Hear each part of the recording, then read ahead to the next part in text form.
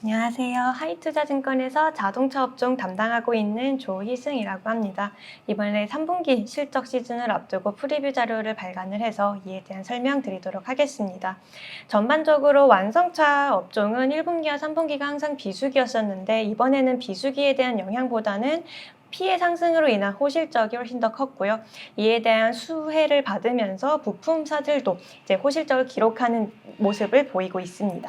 그래서 다음 그림 6번 보시면은 현대차 같은 경우에는 3조 7천억 원 정도 기록을 할 예정이고요. 기아 같은 경우에는 2조 8천억 원 정도 이익을 기록을 할 예정인데 사실 영업이익 성장률이 작년 3분기에 판매 비용이 들어왔다 보니까 성장률이 100% 이상으로 나오고는 있지만 이에 대한 영향들을 제거를 하더라도 20% 이상에 가까운 성장률을 보이고 있는 상황이고요. 이에 대해 뭐 현대오토웨이버라든지 현대모비스, 현대위아 이런 현대차 그룹의 비중이 높은 업체들이 이제 영업이익 성장률을 많이 보이고 있고요. 만도라든지 한운시스템 이런 현대차 그룹의 비중이 조금 낮고 전장 부품 아니면 열관리 부품 쪽으로 치중이 되어 있는 업체 같은 경우에는 아무래도 이번 3분기에 전기차 쪽으로의 수요가 둔화가 되는 부분도 있었고요. 글로벌 BEV 업체가 가동률 하락하는 라인 조정으로 인한 가동률 하락이 있었기 때문에 그러한 영향으로 영업이익 성장률이 조금은 하락하는 모습을 보였습니다. 그래서 조금 더 자세하게 현대차, 기아 실적을 보면요. 판매량 같은 경우에는 뭐 도매 판매 대수는 둘 다 2%에서 3% 정도에 그쳤습니다. 사실 계절적 비수기이기 때문에 어쩔 수 없는 부분이었지만 이제 그거와 달리 가격 같은 경우에는 굉장히 좋았습니다. 환율 여전히 1,300원대로 유지가 되고 있는 상황이고요. 사실 고환율인 상황에서 이렇게 북미 비중은 늘려가고 있다는 점은 가격 쪽에서 환율 효과를 더 극대화할 수 있는 상황이기 때문에 작년 3분기와 비슷한 환율임에도 불구하고 훨씬 더 이익 쪽에서 믹스 개선을 이뤄낼 수 있는 그런 요인들로 작용을 하고 있습니다. 북미 비중 같은 경우에 둘 다 2.5%포인트에 3.5%포인트 증가를 했고요. 여기에 SUV 비중도 더해졌고 하이브리드카 같은 경우에도 거의 1%에서 3%포인트 정도 개선이 되었기 때문에 가격 쪽에서도 굉장히 좋은 흐름들이 이어지고 있는 3분기였습니다. 다만 인센티브 같은 경우에는 계속 상승세 지속을 하고 있고요. 이제 기아 같은 경우에는 1,200불 정도, 그다음에 현대차 같은 경우 2,300불 정도 이제 저희가 딜러 집계 수치들을 보고 있는데 사실 이런 딜러 집계 수치 같은 경우에는 상업용 전기차에 대한 미국 정부의 7,500불 보조금까지 포함이 되어 있는 수치입니다. 근데 저희가 7,500불을 딜러들이 직접 미국 정부에게 받는 것이기 때문에 저희가 실제로 지급을 하고 있는 인센티브는 아니고요. 이제 그러한 것들에 대한 조정을 감안을 했을 때 둘 다 5천억 원에서 2천억 원 정도 이제 수익성 부담이 나오고 있다라고 생각을 하시면 되고요. 인센티브 같은 경우에는 4분기에도 계속 상승을 할 걸로 예상을 하고 있고 24년에도 계속 상승을 하긴 하겠습니다. 결국은 역사적으로 우리가 항상 지켜왔었던 9% 선까지 상승을 할 수 있고요. 지금 차량 판매 가격을 생각을 해봤을 때 3,000불에서 3,300불 정도까지 상승을 할 것으로 예상을 하고 있습니다. 근데 이제 이 인센티브에 대한 우려가 조금 과도한 상황이다라고 생각을 하고 있는데요. 일단 그 이유 자체가 저희가 2016년에서 19년에도 계속 인센티브가 상승하는 그런 구간들이 있었는데 이때 수익성 부담이 굉장히 컸었습니다. 근데 수익성 부담이 컸었던 이유 자체를 생각을 해보면은 결국 저희가 인센티브를 제공을 하는 이유 자체가 차량 가격을 낮춰서라도 더 많은 차량을 판매하고 더 많은 차량을 생산을 해서 대당 고정비를 줄여서 결국 인센티브의 재원으로 활용을 하겠다라는 의지인 건데 사실 16년도에서 19년도에는 미국의 판매 실적이 뒷받침이 되지 않았던 해였었기 때문에 수익성 부담이 고정비에 인센티브까지 더해졌었지만 지금은 조금 다른 상황이라고 생각을 하고 있습니다. 아까 보신 것처럼 미국 비중 계속 꾸준히 늘려나가고 있는 상황이고요. 그런 상황에서 인센티브를 늘려나가고 있다는 것은 고정비의 절감이 인센티브의 재원으로 충분히 활용이 될 수 있는 시기이기 때문에 지금은 인센티브 상승에 대해서 크게 우려할 요인은 아니다라고 생각을 하고 있고요. 오히려 그런 것들에 대한 것보다는 믹스 계산이라든지 아니면은 판매량 회복 이런 것들에 조금 더 집중할 필요가 있다라고 저는 생각을 하고 있고요. 결국 ABS 부품이라든지 HECU 부품 이런 쪽으로 미국에서 리콜이 발생을 하기는 했습니다. 그래서 1,600억 원에서 1,700억 원 정도 일회성 비용이 발생을 할 예정이기는 하지만 지난 품질 비용과는 다르게 일회적인 성격이 훨씬 더 강하고요. 지난 3분기에 인식했었던 판매 품질 비용 같은 경우에는 사실 평생 보증에 대한 부분이었었고 차량의 핵심적인 부분이라고 할 수 있는 엔진에 대한 부분이었기 때문에 규모가 컸었지만 이번엔 단순히 부품을 교체하는 수준이기 때문에 공인비에 대한 부분들까지 생각을 하더라도 1,600원에서 1,700원 정도 발생을 하는 거고요. 물론 계속해서 품질 비용이 3분기에 발생하고 있다는 점이 부정적이기는 하지만 이번에는 규모가 작고 이번 품질 비용을 감안하더라도 3조 7천에서 2조 8천억 원 정도의 이익을 기록했다는 것은 높아진 이익 체력들을 보여준 3분기가 아닌가 그렇게 생각을 하고 있고요. 게다가 배당 매력 같은 경우에도 거의 6%에서 7% 정도 달하고 있는 상황이기 때문에 완성차 업종에 대해서는 여전히 저가 매수의 의지를 가져가고 있는 상황이고요. 기아 같은 경우에는 PE가 3.7배 정도로 훨씬 더 낮은 상황이기 때문에 완성차 업종에서는 기아 조금 더 선호를 하고 있는 상황입니다. 모비스 같은 경우에도 현대기아의 출고 대수와 친환경차 이제 증가하면서 외형 성장 당연히 함께 했고요. 여기에 이제 AS 부문 같은 경우에는 항상 전사 수익성을 개선해오는 부분이었었는데 상반기와 비슷한 흐름으로 가고 있습니다.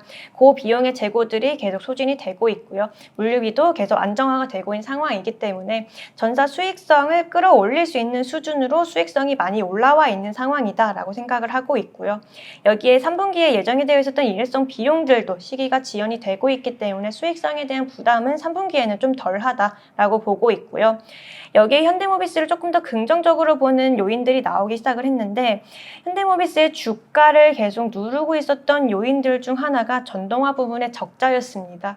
사실 현대차 그룹이 계속 전기차 쪽으로 드라이브를 걸면 걸수록 현대모비스의 적자 규모가 커질 수밖에 없는 상황이었었는데 이번에 전동화 부분의 흑자 전환 가능성이 많이 가시화가 됐습니다. 일단 핵심 부품 수주가 계속 늘어나고 있는 상황이고요. 이 현대차 그룹의 물량만으로 부족한 부분들을 타 OE 쪽으로 수주해서 보완하고 있다는 점은 굉장히 긍정적이고요. 사실 이런 자동차 부품 이런 생산 쪽에서 보면은 고정비에 대한 부담들이 굉장히 크고요. 사실 신공장을 돌리기 시작을 했을 때 가장 큰 부분도 고정비입니다. 사실 고정비의 부담을 줄이기 위해서는 결국 물량을 늘리는 게 중요한데 결국 그것들을 타 OEM 수주로 보완을 하고 있는 상황이고요. 그다음에 미호이 건설 중인 배터리 공장 같은 경우에도 나중에 IRA 법안에 따라 새 공제가 가능할 것이다 라고 기대를 하고 있는 상황이고요. 여기에 이제 현대차 그룹사 차원에서 수소 쪽으로의 생태계에 대한 의지들을 다시 보이고 있는 상황이고 그 과정에서 현대모비스가 가지고 있는 수소 연료전지 사업부 다시 현대차로 이관해 가겠다라고 공식적이지는 않지만 결국 그런 방향으로 가고 있는 상황이기 때문에 사실은 저희가 갖고 있던 넥소에 대한 부담들을 덜 수 있는 시기가 점점 다가오고 있지 않은가라고 생각을 하고 있고요.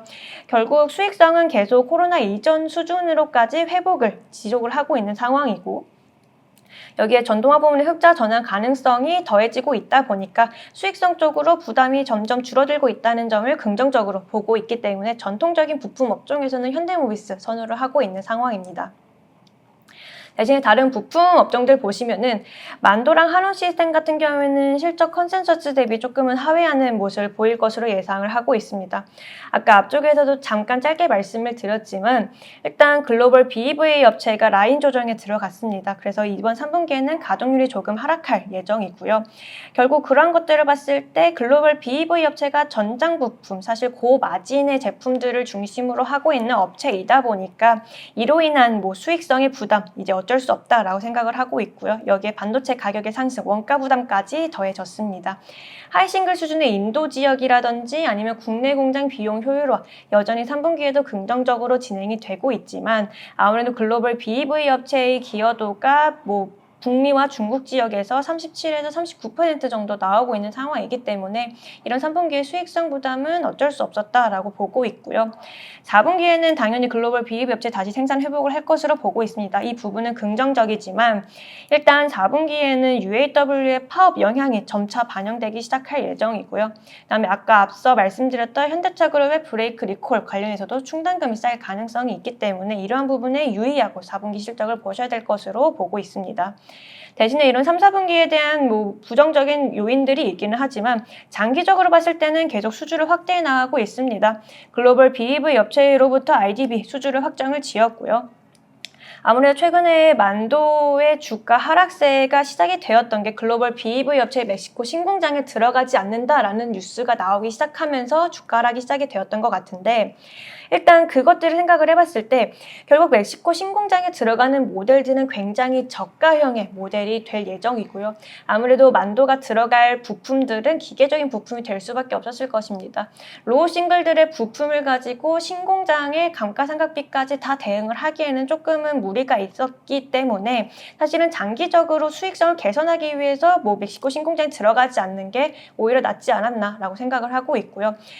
글로벌 BEV 업체와의 협력 관계가 낮아졌다라기보다는 오히려 그런 것보다는 조금 더 장기적인 수익성 개선을 위한 선택이었었고 오히려 IDB 수주를 확정 지었다는 점에서 협력 관계는 여전히 유지가 되고 있는 상황이고 올해 연말에 다시 뉴스도 나오겠지만 북미 OEM 업체와 또 차세대 브레이크 EMB 수주를 협상 진행 중이고요. 결국 이러한 우려들이 조금은 있어 오긴 했지만 계속 장기적으로 수주 확대를 해 나가고 있는 상황이고 점차 SDV의 시대, 커넥티드카의 시대가 다가오면서 이러한 수주 내역들이 매출로 연결되는 시기가 24년, 25년부터 오고 있기 때문에 장기적으로의 수익성 개선의 흐름 자체는 긍정적이다라고 보고 있습니다.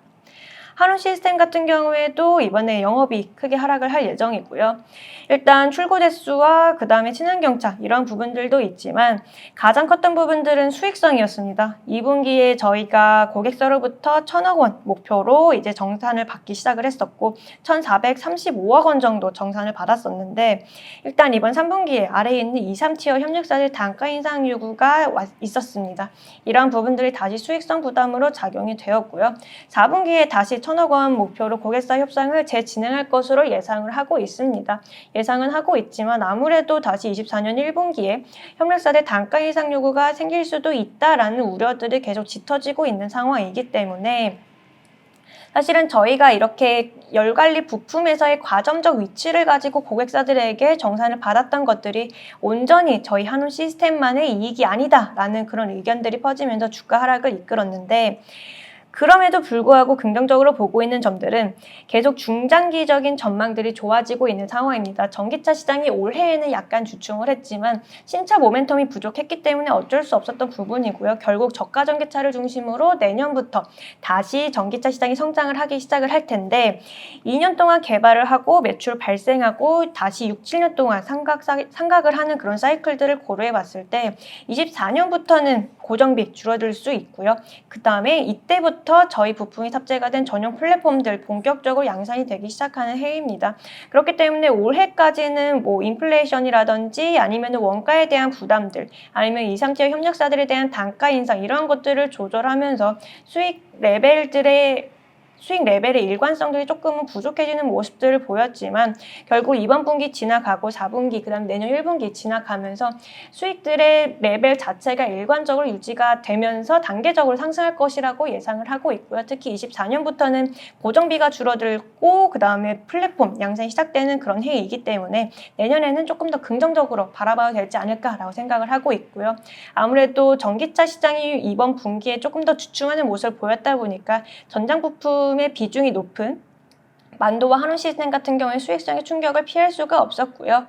대신에 현대 오토에버 같은 경우에는 아무래도 전동화 쪽 공장을 짓고 있는 게 아니라 공장을 지으면서 같이 들어간 SI와 IT 업체이기 때문에 이러한 부분에 수혜를 얻고 있는 상황이고 여기에 차량 소프트웨어 쪽에서의 매출 성장과 그 다음에 수익성 개선 이런 것들이 더해지고 있기 때문에 오히려 전동화 전환에 대한 캐펙스라든지 연구개발비에 대한 부담이 없다는 점이 현대 오토에버의 가장 큰 장점이 아닌가라고 생각을 하고 있고요.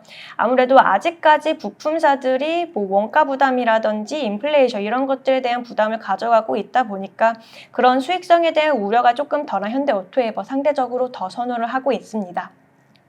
결론적으로 말씀을 드리면은 완성차 쪽에서는 기아 여전히 선호를 하고 있고요. 전통적인 부품업 중에서는 현대 모비스, 그 다음에 전반적으로 봤을 때는 현대 오토에버 가장 선호를 하고 있습니다. 여기까지 3분기 실적 프리뷰 자료였습니다. 감사합니다.